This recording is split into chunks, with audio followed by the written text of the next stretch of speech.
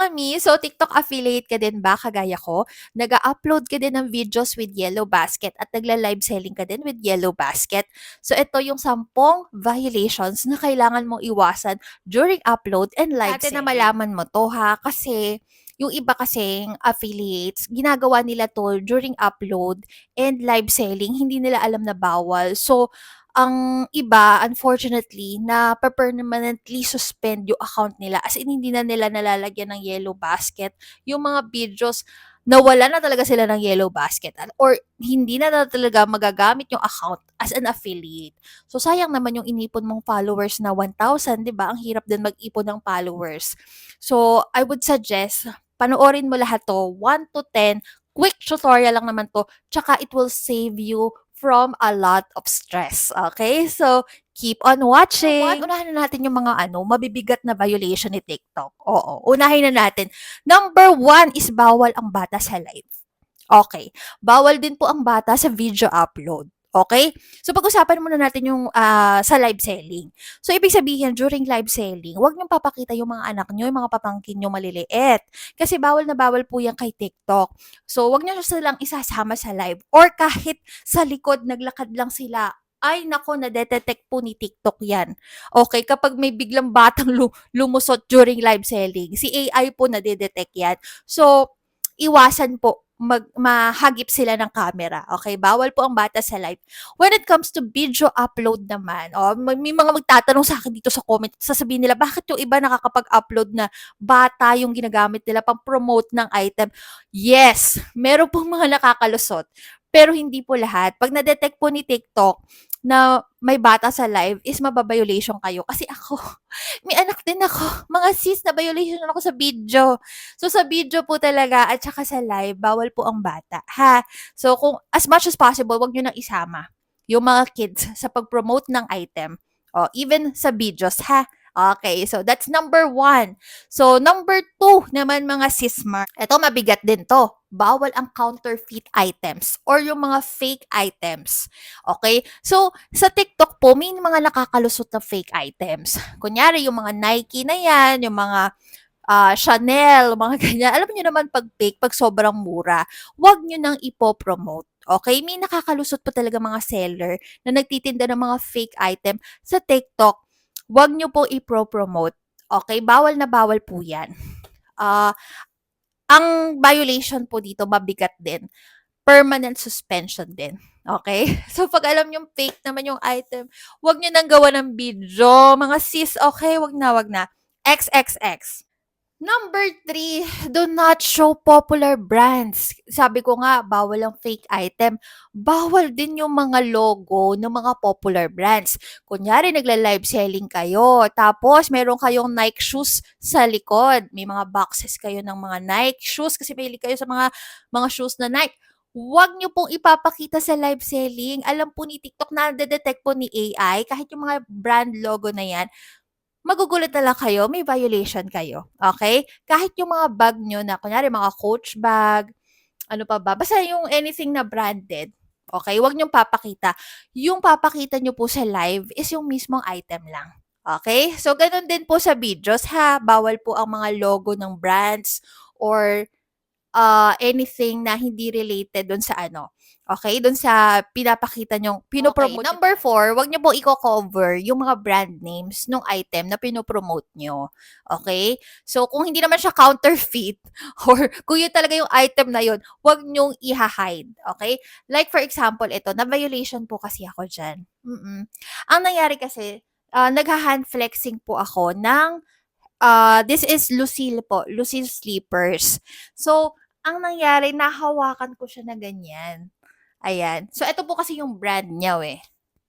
Ayan, nakita nyo ba? Yung Lucille. So, nahawakan ko lang siya ng paganyan. Actually, paganyan yung hawak ko eh. Pero ganyanin ko lang. Nagkaroon ako ng violation mga sis. Kasi hinahide ko daw yung brand nung item na pinopromote ko. So, bawal pong i-hide kahit fingers lang ang gamitin nyo. Especially kapag lalagyan nyo ng tape. Okay, wag nyo pong i-hide yung mga brand names nung mga pinopromote nyong items. Okay? So, yun po yung number 5, 4. Bawal din po ang exaggerated claims, okay? So, wag masyadong OA sa pagpo-promote na parang the best item in the market, yung mga ganyan. So, para more specific, bigay ko sa inyo yung mga bawal yung i-mention, ha? So, ito, bawal pong i-mention yung word na nakakapayat. Okay, video and live selling po ito bawal, ha, video and live selling.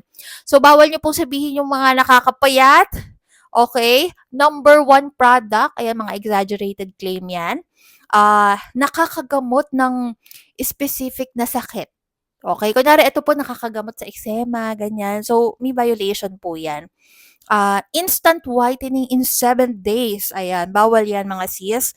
100% natural, 100% cotton. Ayan, bawal din yun. Kahit 100% cotton, yung product mo, huwag mong i-mention yung 100% kasi nagka-violation na rin ako dyan.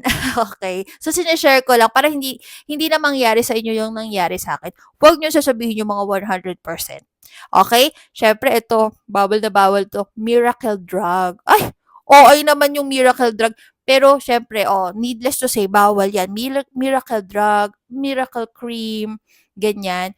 So, the only one, ayan, bawal din yung mga ganyan. So, yan yung mga bawal i-mention. Pasok po yan sa exaggerated claims. Okay? So, yun po yung number 5, ha.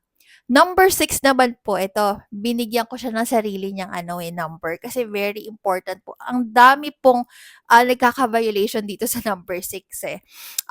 Before and after. 'Di ba? So, ano ba tong before and after? Yung kunwari, papakita nyo yung before, ganito yung itsura nyo, medyo madami kayong tagyawat. O, tapos after 7 days, biglang kuminos yung mukha nyo, bawal po yung mga ganon. Or kunyari, ah, na-mention ko pa yung tagyawat ko, no? O, medyo tinagyawat niya ako lately, no? Oo. Tapos, ayun, kunyari, before, hindi kayo ganun kaputi, tapos papakita nyo na yung maputing version nyo. So, ano po yun? Parang exaggerated claim. Before and after, bawal na bawal.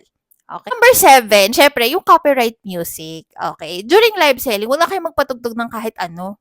Oo. Kahit ano pa yan, kahit sa radyo lang yan or minsan sa TV, nade-detect kasi ni AI. Huwag na kayong magpatugtog ng kahit ano during live selling. Boses nyo na lang. O, sapat na. Oo. Ganon din sa video upload, ha. Sa video upload, hindi naman ganon kahigpit. Kapag medyo copyright keme, minumute na ni TikTok. Hindi naman siya nagbibigay ng violation. Madalang naman yung natatapatan na talagang binibigyan ng violation sa copyright music. During video uploads, usually, minumute na niya pag hindi pwedeng gamitin or hindi na niya talaga pinagagamit sa'yo, pinapapalitan na sa'yo. Okay, bago mo pa i-upload. So, during live selling lang, ingat kayo sa mga pagpapatugtog ng mga music kasi may copyright violation keme din yan, ha? Okay. Number 8. Huwag kayong aalis sa live. Oo, bawal umalis sa live mga sis. Nadedetect ni AI pag walang movement. So, kung aalis kayo, kunyari, sasaglit kayo, mag-pause na lang kayo ng live. Meron namang option dyan kung paano i-pause yung live selling nyo. Kung hindi pa kayo marunong mag-live selling, ha? Ako, nagtuturo din ako kung paano mag-live selling, kung ano yung mga pipindutin nyo, kung ano mga ipe-prepare nyo, ha? Ito yung video ko. Ayan, paano mag-live selling sa TikTok Shop. Mabilis lang din yung tutorial na yan. Nagka-commercial ano pa tayo, no? So, kung hindi pa kayo nakakapag-live selling, panoorin nyo muna yan para guided kayo, ha? Okay, so, ayun nga, number 8, bawal umalis sa live or kung aalis kayo para umihi or minom, mag-pause muna kayo sa live. Or yung iba kasi ang ginagawa nila, tumatayo sila saglit, pero meron silang parang rotating product display. So, may umuikot, may gumagalaw pa rin. So, nadedetect kasi ni AI kapag walang movement. So, violation yun. Ibig sabihin, umalis ka sa live selling. Walang movement eh. Number 9, kailangan yung pineflex mo na item or yung item na pinapakita mo is nakapin.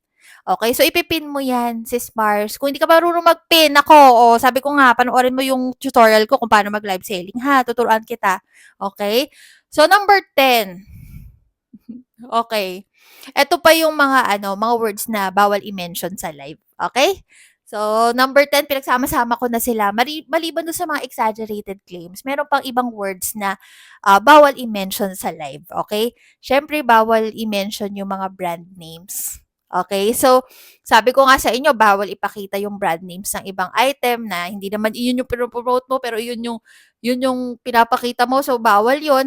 Bawal din mag-mention or mag-caption ng ibang brand names. Kunwari, um, ang pine-flex mo is ano, sapatos. Tapos sinabi mo, "Ay, ano po, ganito lang din po sa Nike. Kaparehas na kaparehas lang. Ito rin po yun. Mas maganda po ito sa Nike." Nike ka ng Nike, Nike ka ng Nike. Ayun, na-violation ka. Oo, wag mo na i-mention yung ibang brands na wala naman ano, kinalaman doon sa live selling mo, ha? So, ganun lang yon. Okay, tapos, bawal din i-mention yung ibang online shopping network, kagaya ng Shopee, Lazada or FB. So, ayaw ni TikTok nun. So, kung TikTok no, bawal i-mention yon kasi parang pinopromote mo yung ano yung online shopping network ng ibang ano, ibang network. Ay, malinaw ba yung pagkakaano ko? Parang naguguluhan na yata kayo. So, yung Shopee kasi sa TikTok, ang ano nila diyan, Orange App. Gano'n nila tawagin si Shopee, Orange App. Oh, puwede niyo pong tingnan sa Orange App. Mas mura po ito kaysa sa Orange App. Mas mura po dito. Yung puwede niyo sabihin Orange App. Gets na ng mga buyers 'yan na Shopee 'yun. 'Pag sinabi naman Blue App, eto medyo ano medyo alanganin si Blue App. Puwedeng si Blue App ay Lazada, puwedeng FB. So, depende sa seller. I-explain naman niya kung ano, kung yun ay FB or Lazada. So, bibigyan kayo ng mga clues. Okay. Pero kung definitely may vouchers kayo makukuha, yung blue app na yun is Lazada. Kung wala, de ano, FB. Siyempre, ito, kailangan ko po bang i-mention, bawal yung mga foul words, bawal magmura, bawal yung mga ano, violent, ganon. Okay. So, yun po yung mga 10 TikTok violations na dapat yung iwasan during live selling at syempre sana may matutunan kayo sa aking tutorial. Sana may natutunan kayo at sana mag-subscribe kayo sa aking channel. Okay? Marami po salamat sa panonood and ano ba yan? Marami po salamat sa panonood and have a great day. Ayan, thank you po. Please subscribe.